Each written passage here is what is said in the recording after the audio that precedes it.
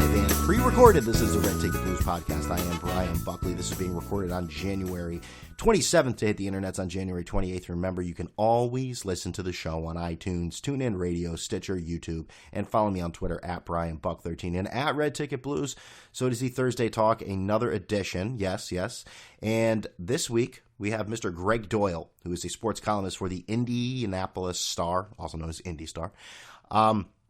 Gregg was great. He got into all the jobs he's had throughout his career, 12 years at CBS Sports. He's now at the Indianapolis Star. Like I said, we got into a little bit of his unique writing style, issues he's dealt with throughout the years, and the current issues that are always seem to bother him, that being Patriot fans. But there's a ton of other stuff. Let's just get into it because I'm babbling. He is a sports columnist for the Indianapolis Star and formerly of CBS Sports. He is Gregg Doyel. Gregg, welcome to the Red Ticket Blues podcast. It's my honor to be on, Brian. Thanks for having me. Absolutely. Thank you. So, real quick, it's been a little over a year since the move to the Star. How is everything going? Oh, better than I thought, better than I could have imagined. In a lot of ways, but I guess the most important way is, I suppose, for the purpose of this, is professionally. You know how you look back at things you've done over the years, and when you're in the moment, you might not realize what your motivation was, and you look back and you go, oh, I see why I did that. Well, I look back at who I was at the Indy Star and the way I wrote. I'm sorry, at CBS, and the way I wrote and the stories I chose to write about and the angles I chose to take. And I never wrote anything I didn't believe, but I was definitely writing in a way to get attention. The point wasn't just, hey, let's write a story and then move on to the next story. No, the point was, let's write a story in a way that gets attention and then move on to the next story. And I meant everything I wrote, but you can choose to write it one way or another way, and I would choose the way that would get attention. And didn't, at the time, you don't see it, but just like I used to cover baseball for the Miami Herald, didn't realize how much I didn't enjoy that lifestyle until I left the beat and realized, oh man, that was hard. I really like covering college basketball for the Charlotte Observer. So you look back and you see things differently. Well, I look back and see how it was at CBS, and now at the Indy Star, and I don't have to try to get attention. I'm not, just some national internet site competing with everybody else and with no home base. You have no home crowd that's going to read you every day. You have to generate attention where you get none. You work for a newspaper and you've got your subscribers that read you, period. And so you can just kind of relax and do the right thing at all times as opposed to whatever will get attention. Now, you are from Mississippi, growing up there, and I realize this question is beyond cliche and hokey, but I get different responses from guests. So, is being a sports writer what you set out to do? Oh yeah. Okay. I learned how to. I learned how to read. Now, at the time, I was in Oklahoma when I was 5. I was in Mississippi from ages 7 to maybe 13. I learned how to read by reading the sports page of the Sunday Oklahoman, the Daily Oklahoman with my dad. I loved Oklahoma football as a kid. My dad went to OU, so grew up in the wishbone era of Billy Sims and Elvis Peacock and guys like that. So I learned how to read by literally, he would slide the paper over to me, and that's how I learned how to read. And then until I was about 13, at this point I'd left Mississippi, and I'm now in Wisconsin, but I'm in 9th grade, and my English professor, or English teacher in 9th grade, says to me, just off-the-cuff comment, hey, because I played sports like a lot of kids. I played whatever was in season. I played on the team, and she said, you like sports, and you're a pretty good writer, I guess for essays or whatever. You like sports, you're a pretty good writer. Have you ever thought about being a sports writer? And I really never thought about it, I don't think, but at that moment, that was the light bulb, and so since I was 13, this is what I was going to do. Very nice, very nice. You moved around before settling in at CBS Sports in 2003, and you've established a unique writing style. Like you said, it's changed a little bit, but it's still a very unique writing style. Now, here's a double-barreled question. Why do people love your writing, and why do others despise it? Well, I hope some people love it. I hope some of them do. I like how that was the one part you didn't say, why would you say people despise it? You just said, I hope people love it. Oh, I do. I hope those exist. I know the ones that don't. That's just me being, I don't know, I guess falsely modest. I know there are people that love it. You hear from them. Twitter allows you, and Facebook and email too, but it allows you to hear from people. And so you know what they think. Before Twitter, all you ever saw was online was the message boards. CBS had message boards below the story. And for the most part, no one is moved to go to a message board unless they're angry. on below stories. That's just, you don't get on message boards to really say how great something is. You get on there to rip it or to rip somebody in the story. So, and plus, I was very rippable at CBS. I was always ripping somebody. So, I mean, you weren't going to love what I did at CBS. I mean, you might, like if I was going after, LSU's basketball coach at the time, John Brady, if I was going after him, well, maybe the rest of the SEC might love it, but LSU fans hated it, that sort of thing. But now I write a lot of nice stuff now, and so people like nice stuff. And so I find things in my community that are nice and rootable for, and I write about them, and folks like to read that stuff. As far as the people that don't like it, they exist, and most of them are in New England. We'll get to that, too. Yeah, here's how it is. If you write a story about any team that's broken rules, any team, and has been caught breaking rules, and you come out with both barrels blazing, that team, whoever it is, their readers will hate you, and pretty much everybody else will love it because, yeah, you told them off, yeah. And in that one little fan base, that insular fan base, wherever it is, they'll hate it. It's not like this is not rocket science, but when I was at CBS, I learned that. One day I'd rip Chip Kelly at Oregon for cheating or for having somebody cheated at Oregon to get LaMichael James, and I wrote that. And of course, Oregon fans, rather than nodding and saying, "Yeah, we got caught there," no, they all hated me. But the rest of the Pac-10 thought, not the rest, but whoever else read it around the Pac-10 thought, "Yeah, you tell Oregon, we're tired of them cheating." That's just the way it goes.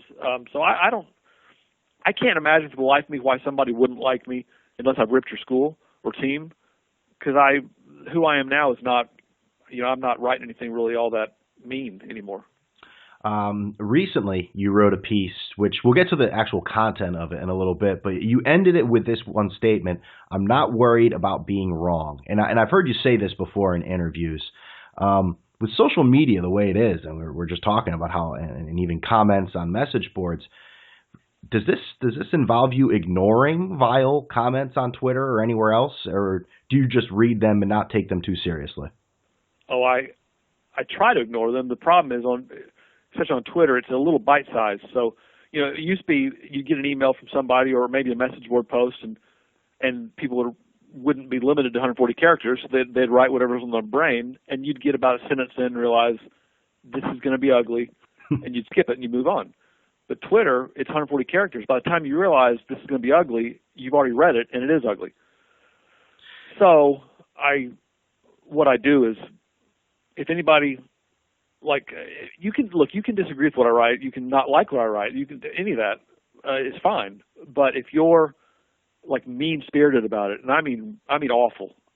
If you're awful, there's no redeeming quality to reading that. That doesn't do me any good at all to read that I should be dead, or to read that I should be fired, or to read that the Indy Star is a joke for hiring me.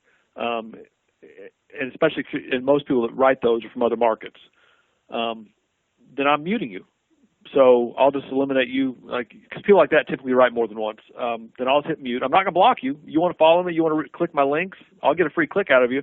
I'm not blocking you, and you'll never know you've been muted. Is the thing. You don't know. If you've been blocked, you know. And people, the worst of the worst, take that as a victory. I got under his skin. He blocked me.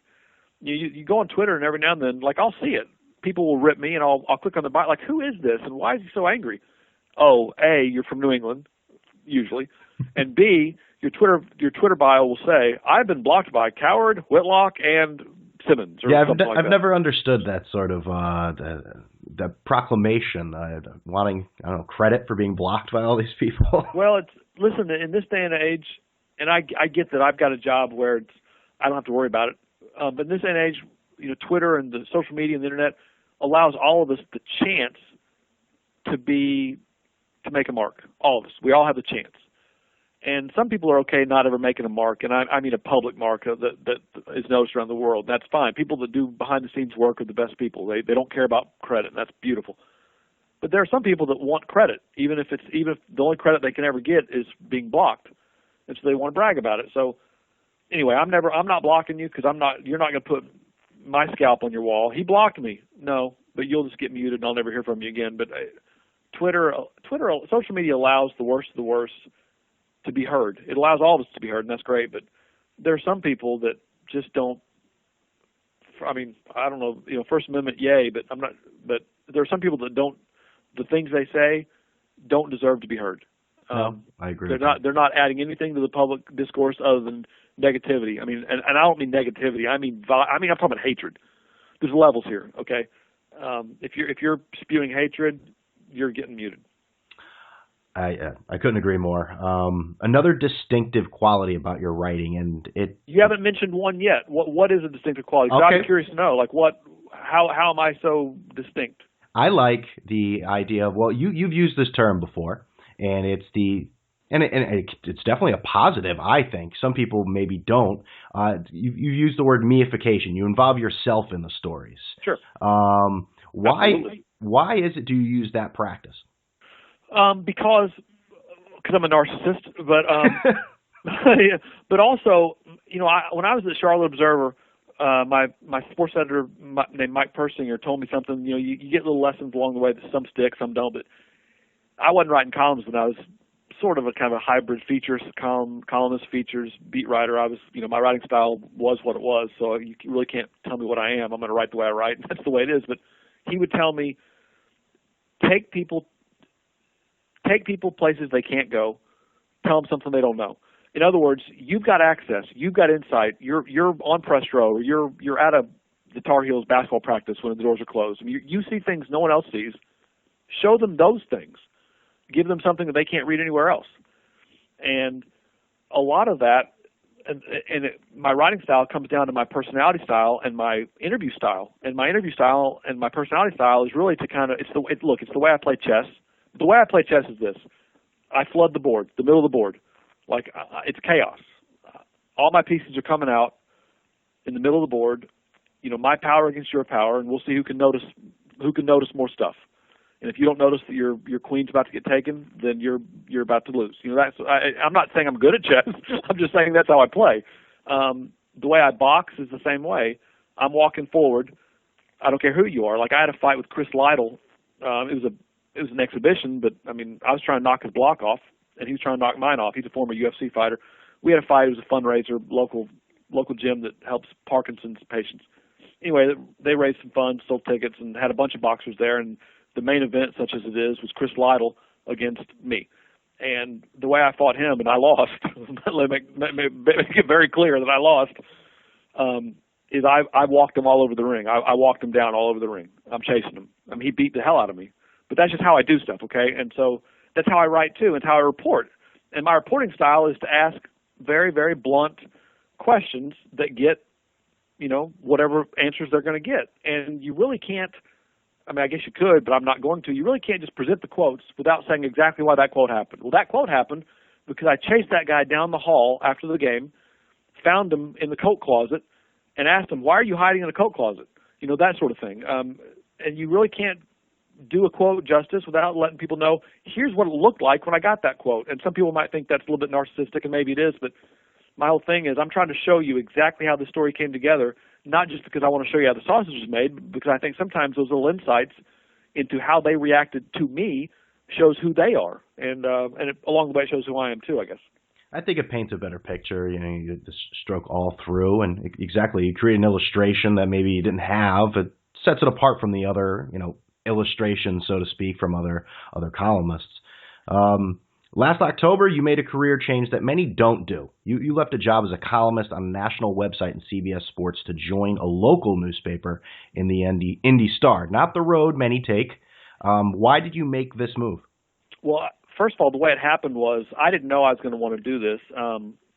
Bob Kravitz was the Star columnist, and the job was open for about 3 months, I think, before I started working there, as I recall, because it seemed like it was June or July when he left or announced he was leaving. And I found the news out on Twitter, like everybody finds out everything nowadays, is Bob Kravitz is leaving the Indy Star for some local TV station. And I know Bob. I like Bob.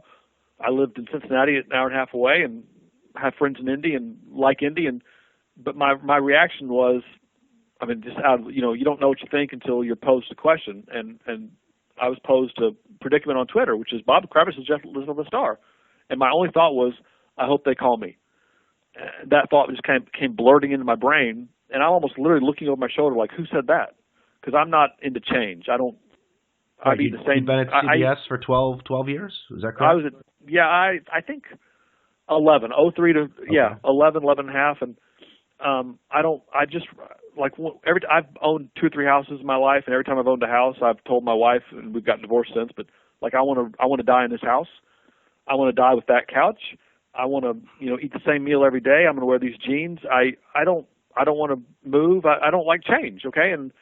But the star job came open, and I blurted out, I hope they call me, which is just a massive change.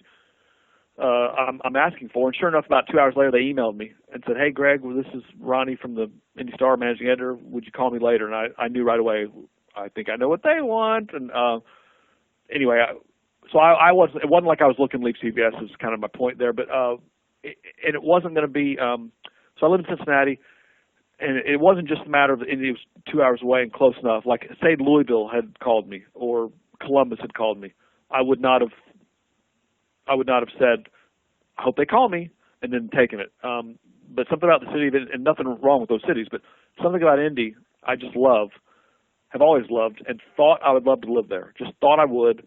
And also, like I said earlier, I kind of wanted to, without realizing it until it came open, I kind of thought, you know what, I need a home crowd. I need, and they're not like my home crowd, but I need a home crowd. The Star has subscribers. I think my strength as a writer can be and will be, if you read me, if you have no choice, but you read me every day or every 3 or 4 days a week or something, I think over time you're going to like me. The problem with doing the national thing is you write something like I was doing it. You write something, you get a lot of attention, and the people that give you attention are the people that you ripped in Oregon or whatever, and so they get one crack at you and they don't like you. And a year later, you could write nice things 99 times out of 100, but that fan base will always remember the one time you ripped them.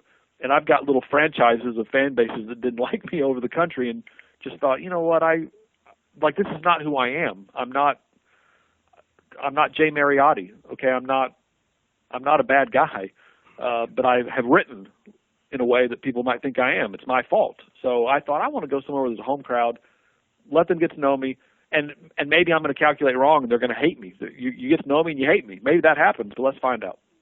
No, that's I can understand that, especially with it seems like definitely with college athletics, it seems like the groups definitely rise up and go after a writer when a negative piece is. I mean, I listened to your former colleague Gary Parrish on the CBS College Basketball podcast, and he is always talking about certain fan bases that just can't stand him and will not stop. Even about an article from 5-10 years ago, still they're just always on top of him. Oh, I'm still hearing right. They have long memories, and even when you're proven right, like if you write that something's happening and this guy eventually is going to lose his job, or something's happening and this shouldn't be happening that way, and 3 years later it turns out, you know what, you were right about that. People don't remember that you're right or logical or fair. They don't remember that. All they remember is that 5 years ago you wrote something I didn't like, therefore you're a jerk. And it really doesn't even the details don't even matter. And so it is college sports, but it's all sports. And again, Patriots fans are miserably angry at me. The worst of the worst. This is not an indictment of the whole region. Just the ones that want me to die. Okay, those are miserable. But they're like that. I've had Pittsburgh Steelers fans come after me when I'd write about Roethlisberger over the years, and not in a long time. Anyway, fan bases are fan bases. College, pro, they're fan bases. They kind of are all the same, to be honest with you. They're all the same. They react the same way to negative, and they react the same way to positive. And there are exceptions, but in the broad sense, there's really no difference between the Tennessee fan base that hated me when I was ripping Lane Kiffin, and the New England fan base that had hated me over Deflategate. They're the same people. It's just different jersey colors. You mentioned, having a fan base when you join the Star, and if we're going to talk Indiana, Hoosier Hoops is a must. The basketball team has turned their program around this season. For the past few years, the fan base has basically, lit up the torches and raised the pitchforks and directed it right at Tom Crean and wanted him out of town. But you recently wrote that he's the one who's changed for the better. Did you think that change was remotely possible? No, because he is type A. Extreme type A. Even in a world where most coaches are type A guys and hard grinders, and in that world, there's a whole bunch of Tom Creans out there. That's how you rise that through the ranks. Even given that, he's more intense, hard-charging, hard-working, demanding than I've almost ever seen. And it's not like I'm an expert on every coach, but I covered college basketball for 10, 11 years for CBS, and I paid attention. So while I can't say definitively I'm right about that statement, I'm not coming in as a longtime NFL writer making that announcement. Like I kind of know that sport and know the people in it, and he takes intensity to a whole new level. And people like that don't change. And then again, people like who I was at CBS don't change. Jay Mariotti has never changed. He will always be Jay Mariotti, and there's a reason I don't even know where he is right now. I don't mean to. I think he's with the San Francisco Chronicle. He is? Yeah, I'm almost positive. Okay. Really? Yeah, I know. Wow. Odd move. I know. I don't say odd, but I mean just sort of not off the grid. I guess I'm just sort of not where you expect him to be. You know what I kind of like about this whole exchange here is that he's very talented. Okay, Jay Mariotti's a very talented guy. Yes, he is. Yeah, and famous, and is apparently, if you're right, working as a sports columnist, I assume, for one of the bigger papers out west, and has been for however many weeks or months or years he's been there. And I literally didn't know that. That's how far off the radar he is. And now I'm dancing on his grave a little bit, but you beat women, you're dead to me. Right. So he's dead to me. And also, he's dead to me for some personal reasons we can talk about later. We don't have to. I really don't care.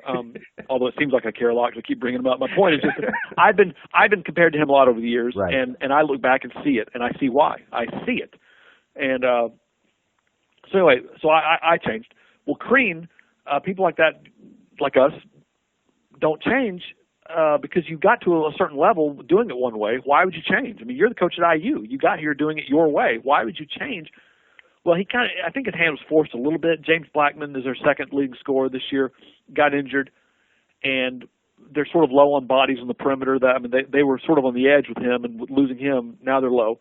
And he had to cut back. He didn't have to, but decided, I better cut back practice time because I don't want to grind our guys into dust in practice and have nothing left for games. But you only get 20 hours a week, so we're going to spend that time watching film instead. So what he's got is a team that's, and it's not because James Blackman is not smart or not trying hard. It's not that. But because Blackman's gone, the way Crean is now coaching his team, they have gotten smarter, or at least more, film educated, and they're fresher, so they're giving better effort.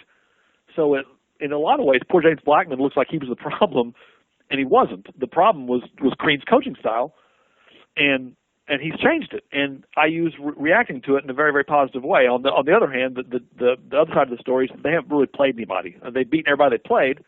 They haven't played anybody. And I'm such a bad sports writer. Like, you're finding me away. My kid's in Ohio, and I'm divorced, and so I'm in Ohio. Didn't watch the game last night. I think IU played Wisconsin last night at Wisconsin. Yes, I think they lost. Did they? Okay. I'm pretty sure. I don't even know who won. I should know this. I don't know when you're going to put this up, but this is Wednesday morning at about 9:30 a.m. and I'm so locked into my life over here with my kid that I don't even know what happened last night. So, but until last night they hadn't played anybody. Last night was their first chance really to kind of play somebody good A and B on the road and prove it. And maybe they didn't last night, but they've gotten better with Crean relaxing the reins. Staying within your recent pieces, we're going to go back to that one where I said you ended with you're not worried about being wrong. The subject was Peyton Manning and the HGH allegations. You believe that Al Jazeera report is dead wrong. In a sports world that appears as if it's pulsating with PEDs, seems like all the time. Yeah. What about Peyton Manning makes you believe your stance? Well, I would believe that report was right with more info, better info. If they have Peyton Manning on video shooting HGH into his rear end, then I'll believe your report's right. It's not like he's not. I can't possibly. I mean, he didn't do it. I don't care what you say. It's not that, but from the moment the report came out, the main guy in there has backed off it. Now, some people would say, well, yeah, he backed off. He's afraid of getting sued. Well, that's one way of looking at it, and it might be right. Mm-hmm.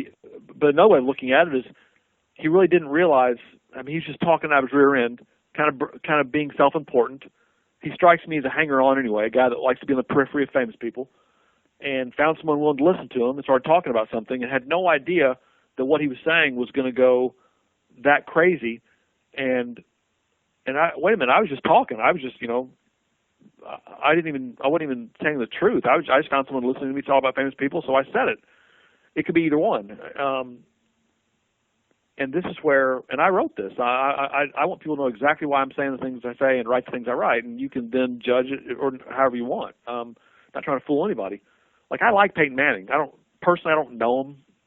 I think I've spoken to him one-on-one in my life one time for about 2 minutes. And he left Indianapolis long before I got here. Mm-hmm. But in my city, there's the Peyton Manning Children's Hospital, and he doesn't just put his name on it. Phones will ring in hospital rooms, and a parent will answer the phone, and they'll hear, "Hi, this is Peyton Manning, calling to see how your son's doing." And after hearing how his son's doing, Peyton will say, "Is it okay if I talk to him or your daughter?" And the phone will get handed to a little 12-year-old. Now you're talking to Peyton Manning. And people don't know that. I mean, I found that out, but it's not. I mean, he doesn't put a press release out saying, "I called 4 hospital rooms today." He just does it. So there are people that you root for. And in this case, I'm no different than Patriots fans who want to believe in Tom Brady. I'm no different than the Tennessee fans who wanted to believe in Lane Kiffin when he was there. You believe in who you want to believe in, and that's why that's what fans do. I am a Peyton Manning as a human being fan, and I don't think there's anything wrong with saying that. And I'm a fan. It's got nothing to do with football. It's off the field stuff. So anyway, that's a guy I believe in large part because I want to believe in it. So until a report comes out with a lot better stuff than one idiot shooting his mouth off, and Peyton Manning's wife has HGH, and I understand HGH is used by athletes. I get that. It's also used by middle-aged women trying to stay young. I mean, we don't know what her health issues are, if any. We don't know any of that stuff. Until you make me believe he's guilty, I'm just not going to do it.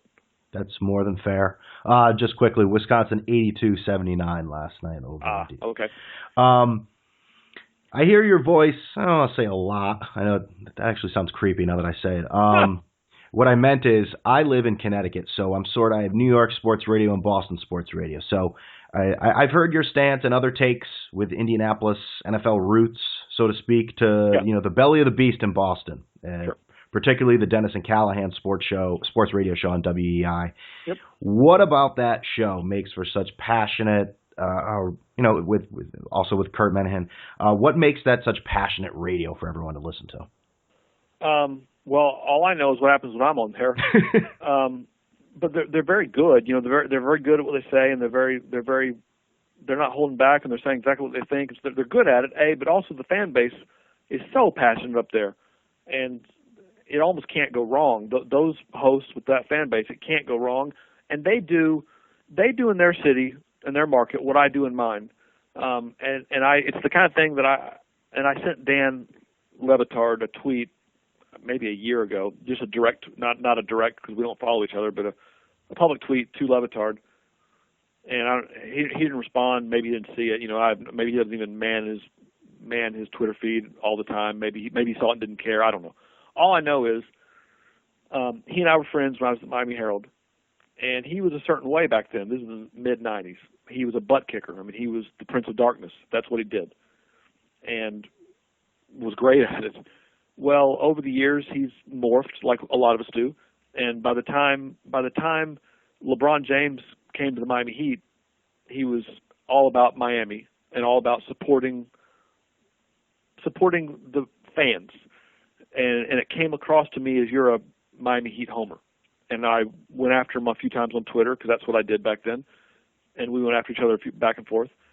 And now I look at it because now, you don't know what you don't know until you've walked in those shoes. Now I have the same job, although not nearly as good, not nearly as powerful. I'm not saying that, but I now have the Indianapolis columnist job that he has in Miami, or used to. I don't know if he does anymore. And now I see it. I see what he was doing, because I'm doing it here, and that's what in Boston, Callahan and those guys are doing there on the radio, not print, is that you've got your areas back. And it doesn't mean that you want the Patriots to win. It doesn't mean that I want the Colts to win. It doesn't mean that Levitard wants the Heat to win. What it means is people in my market care about, and their market in New England, and Miami too, they care about their team, and you care about your people. And so you want your people supported, and so you support them. And so if that means if Tom Brady's been accused and you think unfairly, and your readers, your listeners think unfairly of deflating footballs, then you come out against it, not so much because you're a Tom Brady homer, but because New England cares about this. I've got New England's back. So they do that up there. Well, Deflategate, there was a winner and a loser. My city lost. And as I've said a million times, that game was going to go badly for Indianapolis no matter what. They could have been playing football with a loofah sponge, and the Patriots were going to win that game by a whole lot of points. That's not the point. The point is one team conspired ahead of time to rig the game ahead of time. And the team they conspired against happened to be the team in my town and my fan base. And you can't do that to my people. I mean, you can. You did. They did. But you can't do that to my people without me saying I got my people's back. And New England, Callahan, they've got their people's back. And I understand it. And if New England fans don't understand me having Indy's back, then I don't know what to tell you. No, and that makes. I think the last time too, they had last time, I believe it was the last time you were on, they had trouble understanding. I mean, you said you were talking about Peyton and HGH, and you said I'm going to give him the benefit of the doubt, and they said, do you realize how much of a hypocrite you sound like? And you said, yes, I do, but you basically said what you just told me. You know, I'm going to have the people that read my stuff, I'm going to have their back going forward, and just like you guys did. Right, and if there's a reason, and I guess that does make me a hypocrite, and maybe that makes me laughable, but it only makes me laughable in New England, okay? Because they want to laugh, you know. And I understand that. This is not me being bitter about it. I understand. Just like, to use Lane Kiffin thing, every time Lane Kiffin screwed up at Tennessee, I laughed about it at CBS because I wanted to laugh. You know, you could be a Tennessee fan and not want to laugh. You could be anybody else and maybe not want to, but because I didn't like him, every time he gave me an excuse to laugh at him, I took it. Well, New England, there are people, you know, I don't mean everybody, but the ones that don't like me don't want to like me. And every time I give them an excuse, for example, saying I like Peyton, that makes me a hypocrite, okay, they're going to laugh at me. It doesn't mean they're right. Just like me laughing at Lane Kiffin doesn't mean I was right then. It just, you know, you think what you think, and I appear to be the only person in this whole story, including the Callahan show, unless off air they say something else. I appear to be the only person here who understands that it's okay to treat one story one way and another story another way because your perspectives are different on two different stories. We are human beings. I'm not an IBM computer. You're not putting in input and I'm going to spit out output. No, I'm a human being that lives in one city, and in this city, here's the way it looks. And in that city, there's the way it looks. And it's okay that we both see it different ways. And I don't understand why folks up in that part of the world don't see it. Yeah, listen, I'm with you there. I'm not really sure the brainwaves on certain subjects when it comes to sports. They just don't match up sometimes. Yeah, but that's why you've got a podcast people want to listen to, and that's why I've got a newspaper that people want to read, I hope. And I mean, we need that. Like, we need those people. We need all these people that care about it so much that they consume information about it. That's why we have jobs. So on the one hand, it frustrates me. On the other hand, you know, that's why the sports media exists. So thank you guys all for being out there, even if you do slash my tires. And you know, I don't know who slashed my tires. And I've made this clear. I don't know who did it.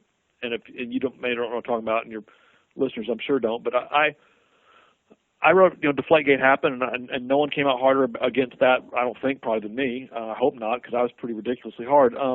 The second thing I wrote, you know, the first thing I forget, but the second thing I wrote. So I wrote one thing, harsh, when the news broke, harsh, and people didn't like it up there. And then about a week later, maybe 2 days later, I don't even remember, it all runs together, something else, more information came out, and I wrote something else really, really harsh. And it went online on a Sunday night, I think at about 9 p.m. I woke up Monday morning and my tire was slashed. Jesus. And I didn't know. Actually, it was flat. I start driving down the road, and I'm like, wait a minute, what's going on? Thump, thump. Okay, and I pull into a tire station, and said I popped a tire or something, and the guy looks at it and takes it off and tells me later, after the fact, like 3 or 4 hours later, I've got a new tire, and when I go to pay, he goes, hey, who hates you? And I said, I don't know, how much time do you have? What are you talking about? And he says, because your tire, you didn't run over a nail. Someone slashed that. And that was a tire person telling me my tire was slashed. Now, I took a photo of the tire. The problem is, on my tire, there's like a yellow stain on my tire because years earlier I bumped up against a curb or something. You know, you know, And so people saw that and said, no, you punctured on a curb, you idiot.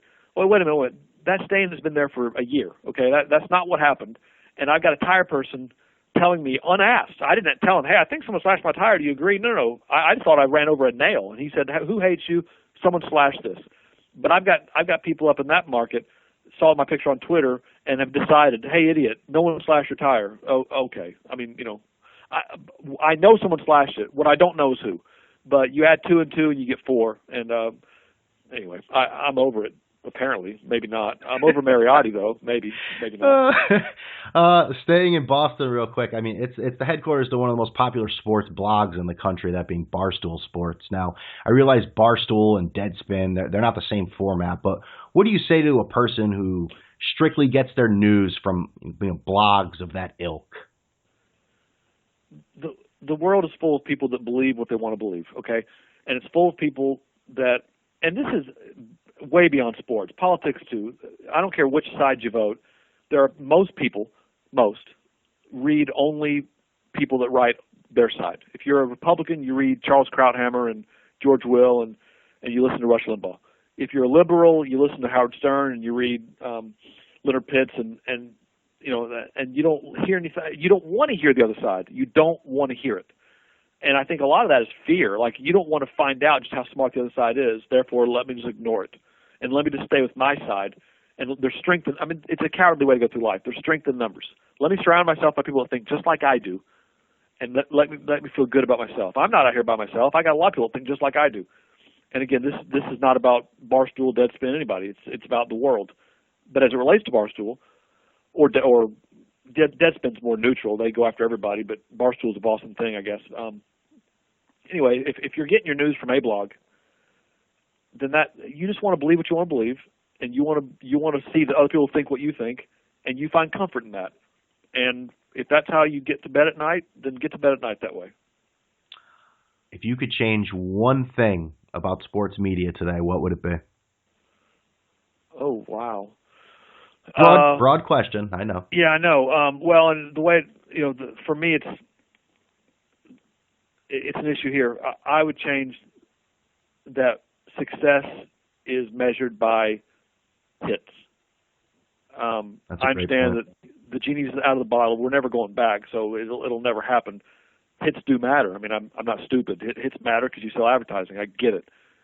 But if we could go back to the days where you just wrote what you wanted to write in your newspaper, and I'm not saying get away from the internet. I wish talk radio, I wish internet, newspapers, TV, I wish everything was all about, including the way I write, I wish we all got measured purely on the quality of our work and not how many people noticed our work. Because again, when I was at CBS for 10 years, I did my best to get noticed.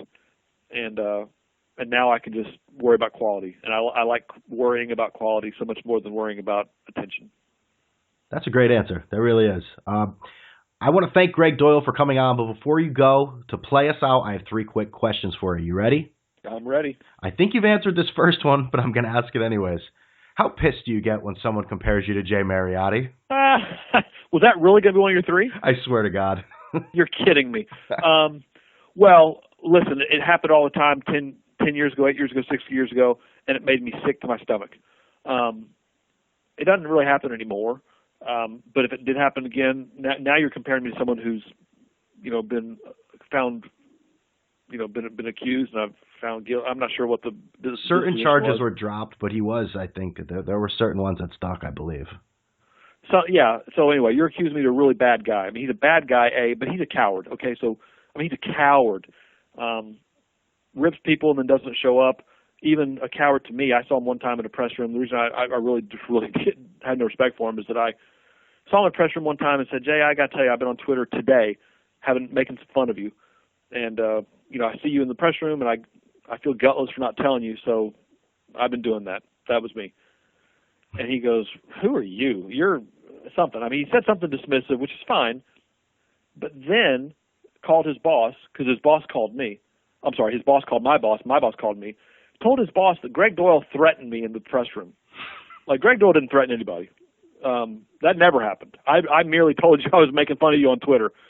So anyway, there are people who go through life with absolutely no testicles at all. and he's one of them. And so to be compared to that guy, if it happens again, and it will really ruin my day. Yes. Number 2, who is the best sports columnist out there right now? Who's the person you have to read when their column is released? Dan Wetzel. He for Yahoo. From Yahoo. His angles are so good, and often, and he doesn't worry about clicks. He gets them, but he doesn't worry about it. He'll write about an issue about a high school kid, or an issue about, or he'll go cover a trial, and I mean, he does it the right way. He's not merely, let me write about the biggest things in the news every single day from my couch. He gets out and works it and sees things no one else sees because he's looking for them. He does it the right way. Very good. And finally, with your head and not your heart, who wins Super Bowl 50? With my head.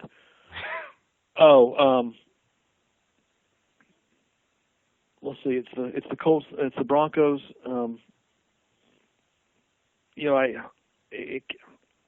I want so badly for it to be. I think I'm in the same boat as you. Yeah, I want so bad because I want Peyton to win. Right.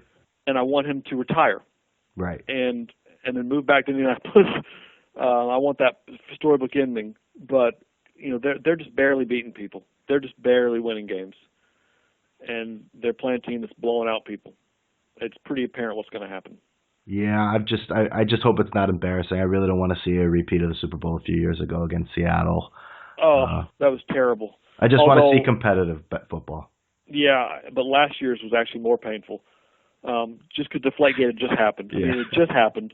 And Patriots fans, and it's not about wanting the Patriots to lose. It's not about I want Belichick to lose. It's not that. It's that when they win, all I do is hear from their fans, like taunting me as if I got beat. No. So last year when it changed on a dime, that was so painful for me personally, merely because my Twitter feed, I almost couldn't look at it for 2 weeks. And that's no way to go through life, actually. So last year was about the most painful thing I've ever seen. But, yeah, otherwise 55-7 is no good either. They love chirping. They love chirping in Boston. He is a sports columnist for the Indianapolis Star. You can follow him on Twitter at Gregg Doyel Star. Mr. Doyel, thank you very much for being on the Red Ticket Blues podcast. My pleasure, Brian. Thank you for having me.